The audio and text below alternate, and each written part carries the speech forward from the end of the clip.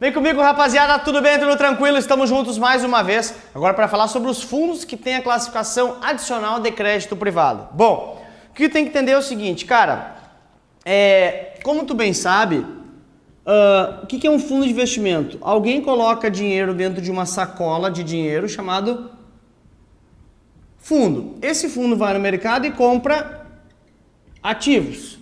Ok, como tu bem sabe, ele vai comprar diversos ativos. Tá bom? E aí, eu vou separar isso aqui em duas classes de ativos aqui. E para cá. Tem os ativos públicos. O que são os ativos públicos? São aqueles emitidos pelo governo federal.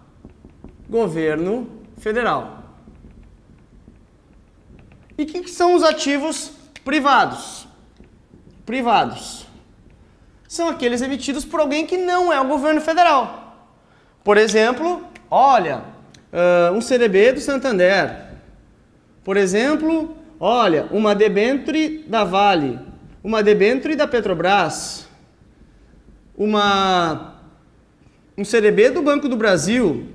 Aí tu fala assim, opa, Lucas, para aí, só um pouquinho. O Banco do Brasil é do governo. Mas aqui, aí que está o grande pega, ó. Aqui no governo federal, são somente os títulos públicos federais, tá? Tudo que não é título público federal, se não for título público federal, é considerado título privado.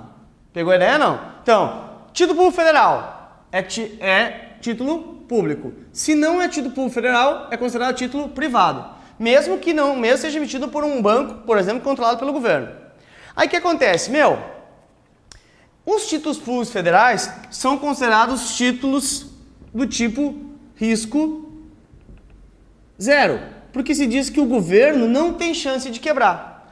Ou seja, se o governo federal é risco zero, esses títulos privados naturalmente têm mais risco que o governo.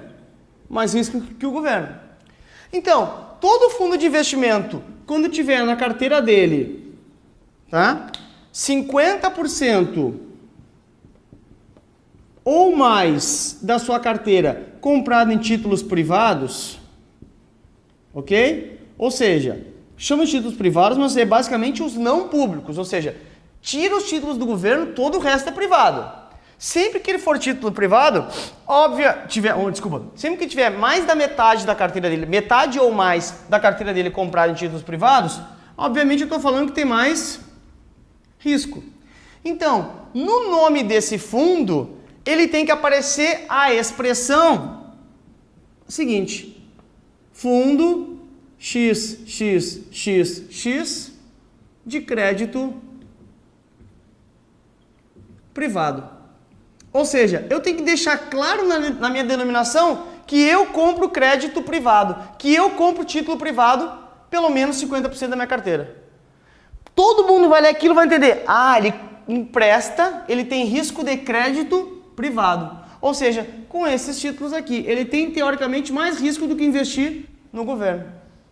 Para esses títulos, além da denominação crédito privado, eu também tenho que ter um termo lá no FIC, tem que ter lá no formulário de informações complementares, né, que tem a política de investimento e tal, tem que ter um termo de ciência do risco.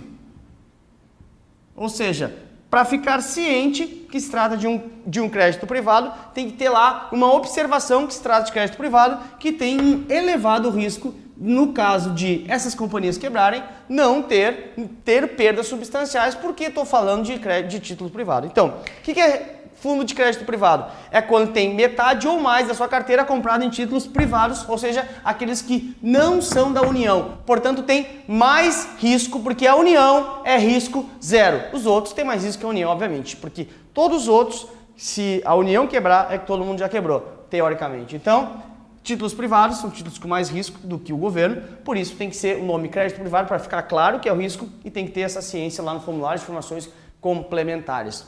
Curtinho, fui!